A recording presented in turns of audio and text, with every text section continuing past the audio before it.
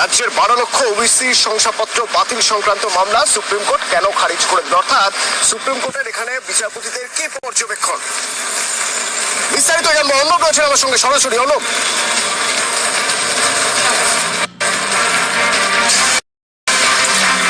দেখো অতনু, 31শে জানুয়ারি সুপ্রিম কোর্টের BR গাভাইয়ের bench একটি মামলার প্রেক্ষিতে অবনী কুমার ঘোষ, যিনি মামলা করেছিলেন, এসএলপি দায়ের করেছিলেন সুপ্রিম কোর্টে, সেই মামলার প্রেক্ষিতে সুপ্রিম কোর্ট একটি রায় দিয়েছে 31শে জানুয়ারি, যার রায়ের কপি গতকাল সামনে এসছে।